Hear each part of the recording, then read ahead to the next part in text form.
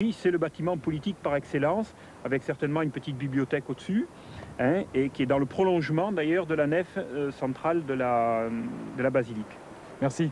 Ici, donc, nous sommes au cœur d'une ville romaine. Mais les Romains, vous le savez, ils ont vécu un petit peu partout sur leur empire, ils ont essaimé partout, et ils sont allés jusque dans le département du Gers, où on retrouve aussi leurs traces. Partons à la découverte de la villa gallo-romaine de Séviac.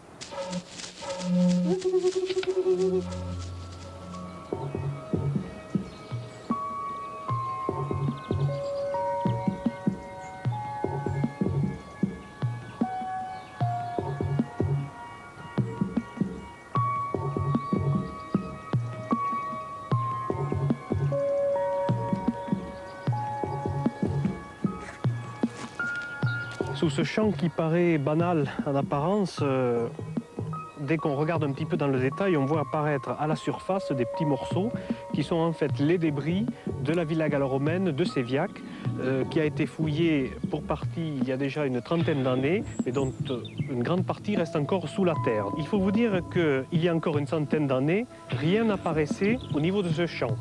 Il faut attendre 1868, avec la construction d'une ferme sur ce terrain, pour que soient découvertes les premières mosaïques de Séviac.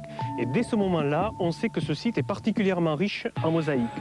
Une partie est recouverte et redégagée à nouveau entre 1911 et 1913, lors d'une importante campagne de fouilles qui dégage pratiquement l'intégralité du cœur de la villa. Avec la Première Guerre mondiale, tout est recouvert et l'ensemble semble disparaître à jamais. Toutefois, Paulette Aragon-Launay revient sur le site entre 1959 et 1960 et elle redécouvre les vestiges qu'elle n'aura de cesse ensuite de fouiller sur une trentaine d'années. Elle me racontait l'histoire que son père lui avait contée avant la guerre de 1914. Il avait bien connu les fouilles et justement l'histoire de ce palais englouti dans les cendres, des mosaïques, merveilleuses mosaïques dont elle a rêvé quand elle était enfant, et du trésor, mais surtout de la chèvre d'or.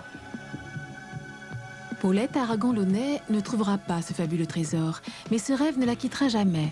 Quelques jours avant sa disparition, en 1992, elle confiait à Daniel Berniard « Le trésor existe. Il doit se trouver dans la partie nord de la villa. » Si la villa gallo-romaine de Séviac est bien visible aujourd'hui, la chèvre d'or et le trésor n'ont toujours pas été découverts. Mais avant de parler du site de Séviac proprement dit, il est important de le replacer dans son contexte. Nous ne sommes qu'à 2 km de Séviac, sur l'emplacement de la voie romaine ténarèse, qui passe sous ce bitume, et qui est une voie romaine extrêmement importante, puisqu'elle utilise la ligne de partage entre les bassins de l'Adour et de la Garonne. C'est donc une voie de crête qui structure la région. Au nord, Bordeaux, au sud, les Pyrénées. Tout autour, un ensemble de domaines, de grandes villas qui se répartissent sur le territoire de la cité des Élusates, la Novem Populani, et Ose, la capitale, n'étant positionnée qu'à peu près quelques 15 km d'ici. Tout autour, donc tout cet ensemble de grands domaines et de grandes villas, dont le plus important est sans nul doute celui de Séviac. À Séviac, les bâtiments s'étendent sur plus de 3 hectares. Ils s'organisent suivant un plan extrêmement classique de villas qu'on retrouve aussi bien dans l'Espagne romaine qu'en Afrique du Nord. C'est le plan de la villa à péristyle, c'est-à-dire avec cour centrale, avec jardin central, autour duquel s'organise la soixantaine de salles et autour duquel également des galeries permettent de se promener, de déambuler et d'ouvrir sur ce jardin par une colonnade de marbre. Alors à Séviac, il y a non seulement une cour centrale, mais une deuxième cour qui permet de relier la partie résidentielle autour du péristyle, proprement dite, avec le secteur thermal, avec donc le balnéaire de la villa. Sur un plan technique, la villa est bâtie au moyen de petits moellons de calcaire local, grossièrement équarri. Alors il s'agit de petits appareils, ce n'est pas le grand appareil qu'on retrouve sur les bâtiments officiels.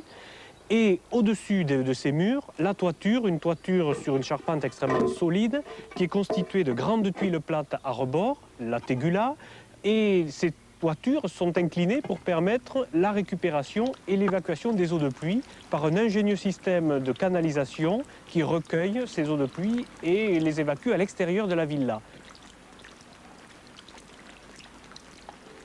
L'impression la plus forte qui ressort de Séviac, c'est le luxe qu'a déployé le propriétaire de la villa dans la décoration de son intérieur, en particulier avec son décor de sol.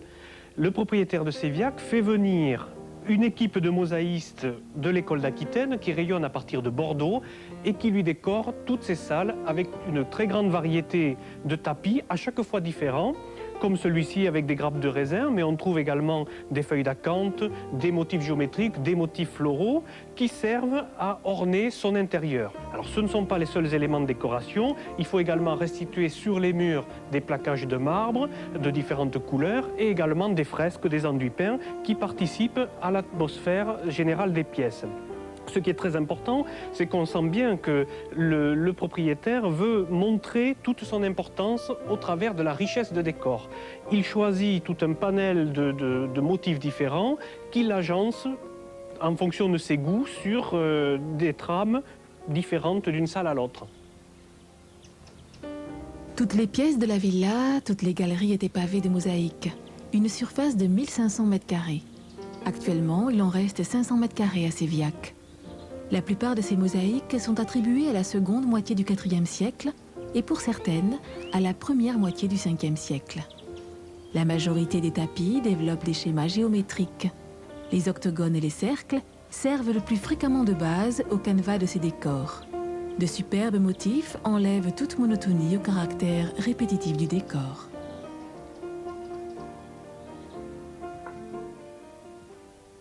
Qui dit luxe dit confort. Et cet endroit où je circule permet de bien comprendre un ingénieux système de chauffage central mis au point par les Romains. L'air chaud provient d'un foyer qui se situe à l'extérieur, au bout de la pièce, alimenté en permanence en bois ou charbon de bois. Et cet air chaud circule sous un réseau de conduites souterraines, de conduites sur lesquelles passe le sol, avec donc du mortier et de la mosaïque au-dessus, ce sol étant soutenu par des briquettes, des pilettes de briques. Et cet air chaud donc, se diffuse sous l'intégralité de la pièce par un réseau de conduits qui l'amène le long des murs. Et le long des murs, ce sont des briques creuses prises dans la maçonnerie qui forment comme des conduits de cheminée, des appels d'air. Et c'est par ce tirage que l'air chaud circule et se renouvelle sous ces salles. Il y a à Séviac à peu près une quinzaine de salles dotées de systèmes de chauffage comme celui-ci.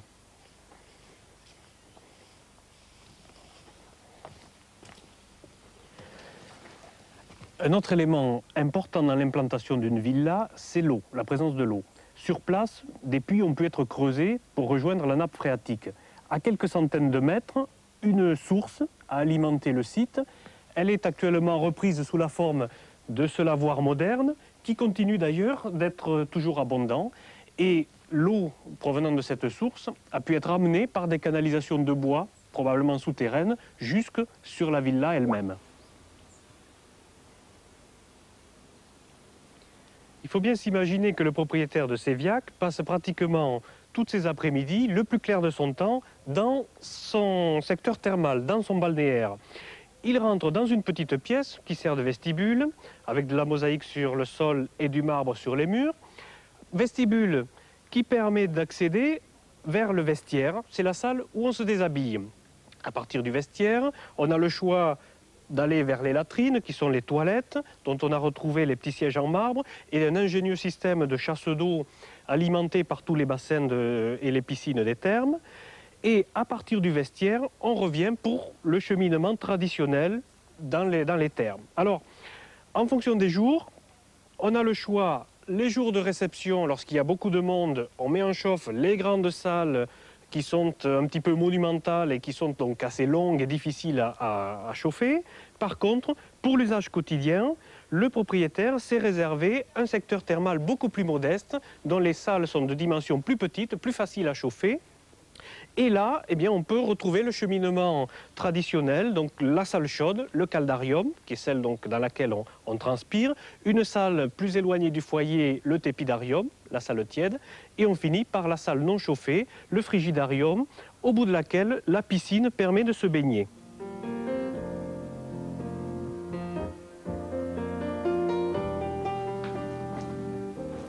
Alors, ce n'est pas la piscine olympique, mais ça devait être quand même assez agréable de barboter ici, à l'intérieur, dans cette piscine mosaïquée, surtout si on restitue le plaquage de marbre qui recouvrait les parois et si on regarde un petit peu cette mosaïque avec des effets de contraste entre les couleurs des oppositions très nettes qui devaient être accentuées encore plus par l'effet de loupe avec les 50 ou 60 cm d'eau qui en plus renforçait l'effet de perspective et de profondeur de la piscine avec ce motif de bordure qui diminue vers le fond pour agrandir encore plus l'espace.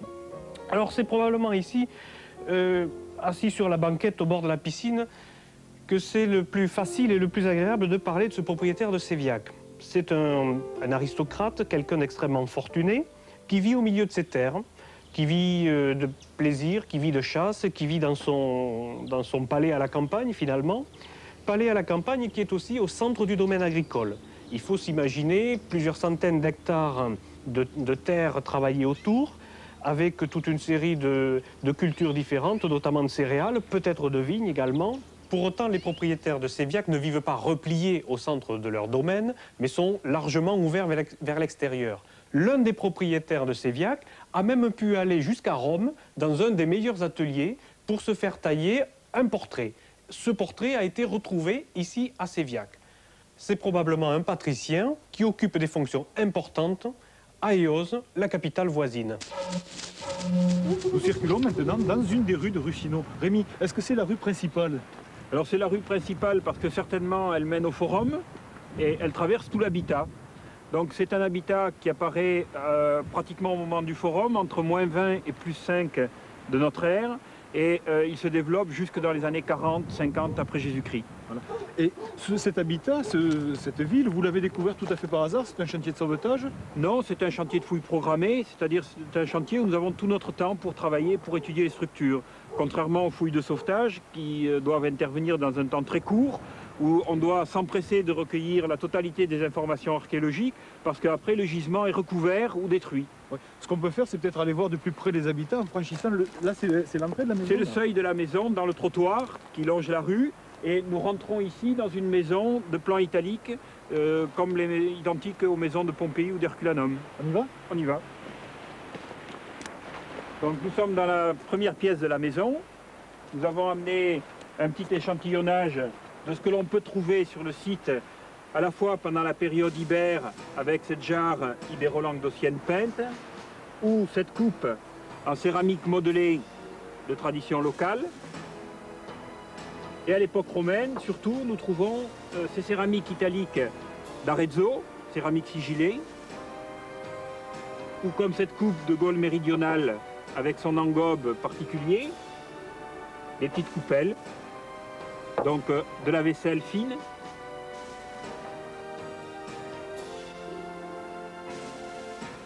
Ou comme les objets, ce petit hôtel de Dieulard en pierre calcaire. C'est quoi les Dieulard?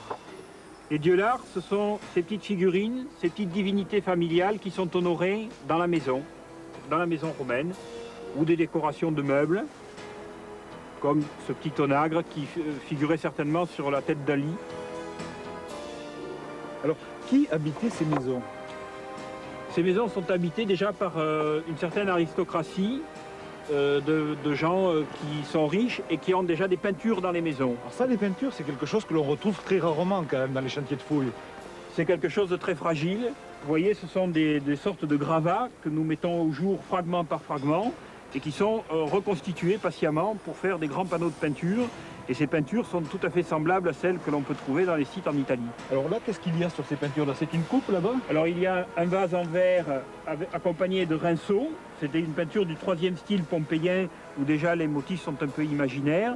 Et là, un masque de théâtre qui décorait une embléma au milieu d'un mur entièrement peint en rouge, avec certainement des bandeaux noirs qui les séparaient. Alors, s'il y a des masques de théâtre, ça veut dire qu'un jour, vous allez peut-être découvrir le théâtre de Ruchino. Est-ce que vous l'avez déjà découvert? Alors, on pense effectivement qu'il se situe à l'est, on a à peu près son emplacement. Il pouvait très bien s'agir d'ailleurs d'un théâtre en terre battue. Et certainement, nous le mettrons au jour dans les fouilles à venir. Il y a encore, on le voit, beaucoup de choses à découvrir à Ruchino. Et peut-être un jour, à Ruchino, découvrira-t-on, comme à Eauze, un trésor. Ça peut vous paraître surprenant, mais c'est à l'emplacement de ce champ de luzerne que se trouvent les vestiges de l'antique cité gallo-romaine d'Elusa. avec de grands axes, de grandes rues bordées de demeures et de bâtiments publics, que l'on peut d'ailleurs très bien observer sur les prises de vue aériennes qui ont été effectuées ces dernières années. La cité gallo-romaine d'Éose, élusa dans l'Antiquité, s'étendait sur une surface d'environ 50 hectares. Et c'est principalement au IVe siècle de notre ère qu'elle est devenue une ville importante, puisqu'elle est devenue la capitale de la province de Novem Populani. Elle avait donc sous son autorité 12 cités correspondant à l'Aquitaine actuelle, donc à l'ensemble des régions situées au sud de la Garonne. Vous voyez derrière moi, à l'emplacement du hangar, se trouvait la zone artisanale de la ville gallo-romaine. En 1985, aidé d'André Dieulafay, une personne qui venait de prendre sa retraite, nous avons effectué une fouille de sauvetage au moment de la construction du hangar. C'est à cette occasion qu'avec André, nous sommes tombés sur une découverte exceptionnelle.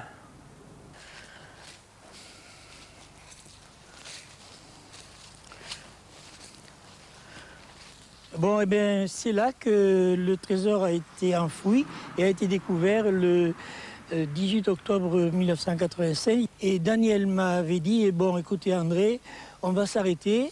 Je vais chercher les appareils photo pour prendre une photo pour la, comment dirais-je, pour la postérité. Alors, je ne l'ai pas écouté, j'ai continué à gratter avec la petite truelle pour améliorer l'endroit, que ce soit bien une photo parfaite. Maladroitement ou non, j'ai fait tomber une pierre ou une montée de terre. Alors j'étais un peu ennuyé, Daniel n'était pas là, je voulais que tout soit parfait. J'ai continué à gratter. J'ai trouvé une première pièce et 10 secondes après, une deuxième pièce. Daniel n'était pas là, mais il approchait et je dis devine ce que j'ai trouvé. Et là, je ne changerai pas un mot. Devine ce que j'ai trouvé. Alors Daniel s'approche, oh vous savez André, qu'est-ce qu'on a trouvé ici depuis un mois, rien du tout quoi. Ah, devine. Et alors à ce moment-là, je sors, je présente mes deux pièces et j'ai vu devant moi un homme dans tous ses états. Alors là, je peux le raconter, ça vaut le coup. Dans tous ses états, mais c'est pas possible. Il y en a qui sont là depuis des années, ils ne trouvent rien. Vous êtes là depuis 3 semaines, vous trouvez des pièces. Et il s'est mis à côté de moi et nous avons commencé tous les deux à fouiller. Très vite, j'ai constaté l'importance de cette découverte. Il y avait des objets en or, des objets en argent, des objets en bronze. Donc j'ai dit à André, on s'arrête. La nuit tombe, on referme le trou. Je garde ma voiture sur le trou, je surveille le trou et on reporte au lendemain la fouille. Alors 28 000 monnaies, c'est effectivement une découverte exceptionnelle en France. C'est donc une masse monétaire sans précédent. Et à cette masse monétaire importante était jointe donc une cassette d'objets précieux, une cinquantaine d'objets précieux, qui, l'une et l'autre, ont nécessité la création donc, du musée archéologique d'Éose, avec une salle qui est spécialement dévolue donc, à la présentation de cet ensemble. La valeur de la cassette féminine est donc tout à fait inestimable.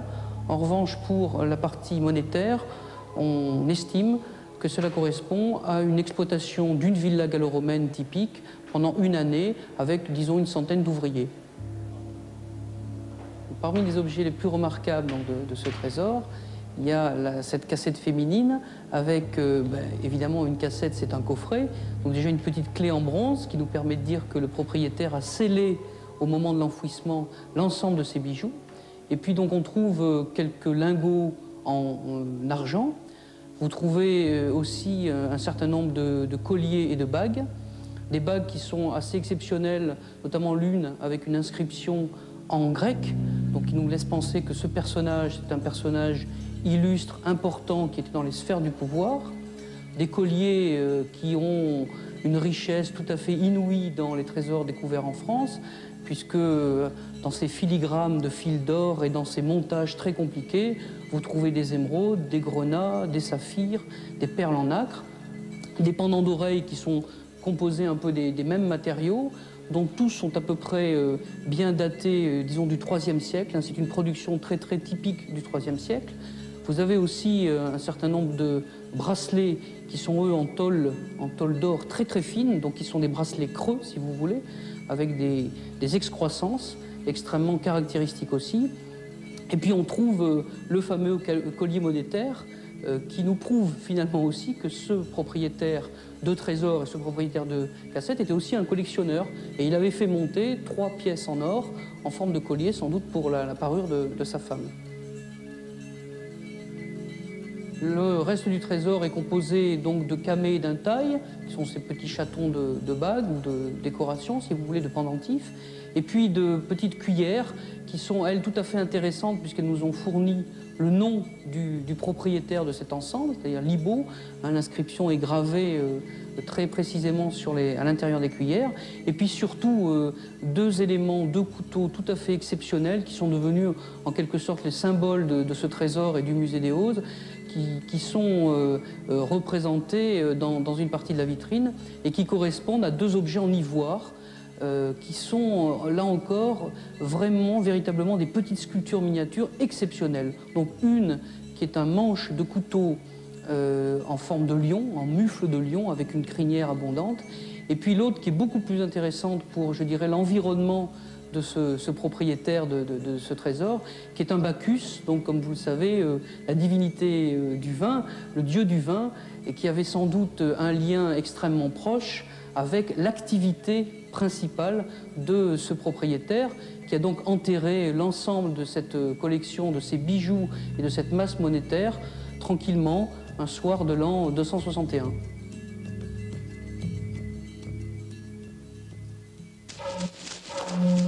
Nous voici de retour sur le forum de Ruchino. Rémi, quel est l'avenir maintenant de ce site?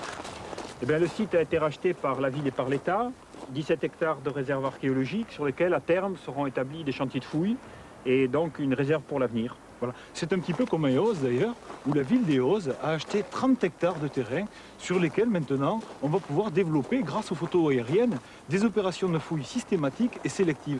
Dites-moi Rémi, là, c'est quoi cette trace? C'est vous qui avez marché là? Alors là, c'est une trace de caliga romaine, d'une sandale cloutée, certainement la chaussure d'un contremaître qui venait vérifier si le plan préétabli pour la construction du forum était suivi à la lettre. Et donc il a laissé son empreinte dans le mortier frais, le mortier de chaux donc, qui constituait la base du monument. Ça n'a pas beaucoup changé, les contremaîtres des fois ils se permettent des choses. Mais ces bâtiments, est-ce qu'ils étaient construits par des esclaves? Je ne pense pas qu'ils étaient construits par des esclaves, plutôt certainement par peut-être des colons, par des militaires et surtout par des ouvriers. Donc on a déjà affaire à tout un corps spécialisé dans des maçons, des charpentiers, enfin tout un tas de corps de métier. Des architectes qui travaillent avec des équipes très formées. Bien. Merci Rémi. Avant de nous quitter, ce que je vais faire, c'est comme d'habitude, présenter quelques ouvrages. Tout d'abord, un CD-ROM qui est proposé par Microsoft, les civilisations antiques. Dans ce CD, vous découvrirez bien sûr la splendeur de Rome, mais aussi la Grèce, l'Égypte éternelle. Ici, à Ruchino, nous avons vu qu'il y avait des peintures murales. Eh bien, des peintures murales, on en a retrouvé de splendides à Pompéi. Et c'est ce que nous propose de découvrir Gilles Sauron aux éditions Picard dans son ouvrage « La grande fresque de la Villa des Mystères à Pompéi ». Rome, vous le savez, elle passionne les enfants depuis toujours. Et grâce à l'ouvrage de Ginette Hoffmann, publié chez Casterman, les enfants pourront découvrir le temps des Romains. Et puis, les Romains, ce sont des civilisations perdues. Cette splendeur des civilisations perdues, les éditions Grund vous proposent de les retrouver dans leur ouvrage consacré aux plus beaux sites archéologiques. Bien, nous vous laissons sur quelques images des fresques murales de Ruchino. Allez, au revoir. Al